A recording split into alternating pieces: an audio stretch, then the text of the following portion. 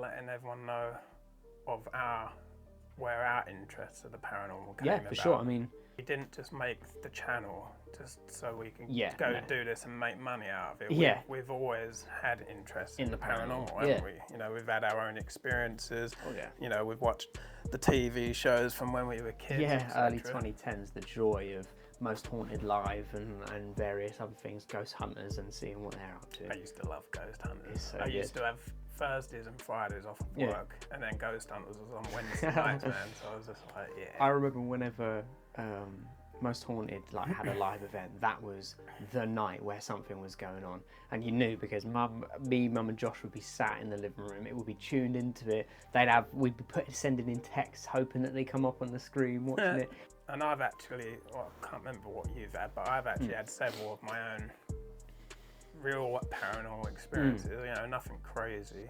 You know, like I told you about hearing the disembodied voice, like the woman say hello to the dog when I was the only person in the house. Saw a shadow spider, which was quite weird. It was on the ceiling by the light because I had a side table light on, and I just saw it out the corner of my eye, and I was just like, it was probably like as bright as it is in here now, so it's not like any mistake in that it's in the dark or anything. Man, I leapt out of bed, turned the light on as soon as I got up.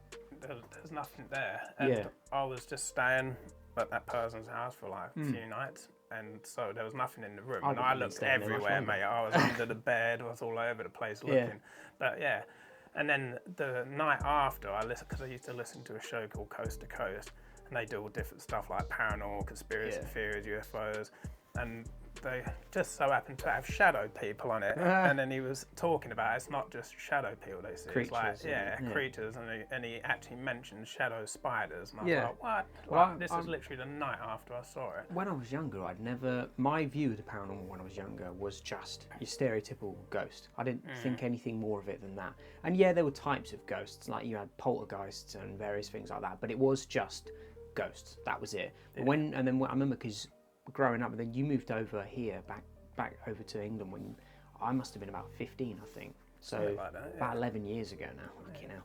And then we talked about stuff to do with the paranormal. I remember you bringing up shadow figures and shadow creatures. That was the first time I'd ever heard of it. That was my first sort of encounter with it. So it was quite cool to hear the stories. And now we've even had moments where encounters with shadow creatures or beings, there's been a moment in our videos where there was that weird creature that darted into that house, and that's, I don't know if you would class that as like shadow figure, but it looks like a shadow something just darted in. It's a weird bit of evidence, but that's the closest. When you first showed me it, or like it was on my phone, it looked like an actual person to me. But when I saw it on the actual video, it looked more just like, it's harder to see. I don't know if it's just because the quality's reduced on my phone, so it's more distinct, but that clip, because I sent you it when I was editing at like nearly 4 in the morning or some ridiculous thing like that, and showed you that because it was over Facebook Messenger. So I still have it on there somewhere.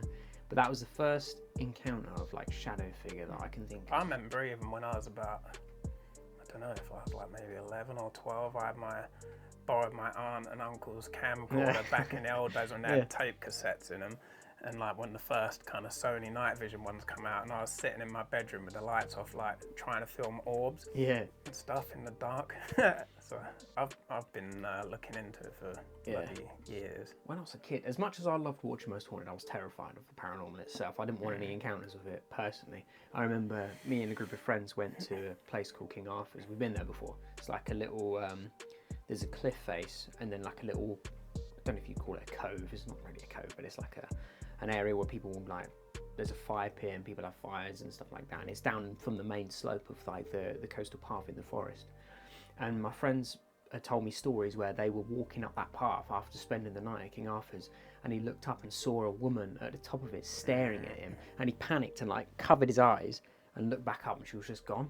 And ever since that point, I've been terrified of going there at night. And of course, my friends wanted to go there for the day in the summer, always wanted to be there till it got dark, and I was like, nah, I don't want to do it. But we'd go anyway. And every time we'd walk back up, I would walk that path, and it's very steep. It's like you're on a 45 walking up muddy path. Sometimes they slip, whatever. I was eyes fixed on the mud when I'm getting up there. I didn't want to look up the top, and I've never seen anything in there. I felt like tension there, and I felt nervous there, but I've never seen anything like he did. But there are a couple of instances where we were walking back along this long path, and it's just one narrow path, and then the forest cliff. We've walked it before. We'll have to take the camera down now. I'll put some footage in of like walking through that walkway so you can get a feel for it. And we're walking back, and we were doing the stereotypical things that mates do when they're out at night. Oh, imagine if you saw this, or imagine if someone came running at you, and everyone's like, yeah. The same shit you always do. And we're walking back, and we start hearing like running next to us, but not like an animal scurrying or anything like that.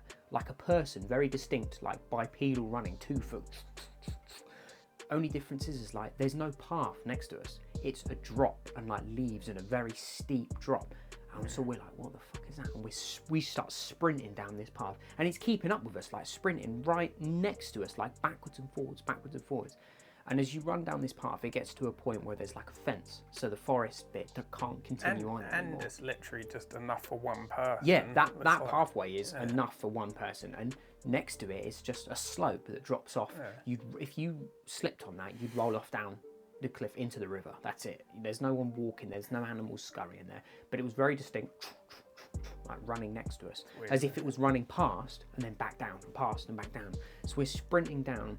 And this path like leads to a point where there's someone's house, so there's like a fence, so like a wire fence and a wooden fence behind it. And as soon as we get past that bit, the running stops. Can't hear it anymore. So it was like something was running alongside us next to it, because we were making those jokes and freaking ourselves out. But we get to that point and it stops completely.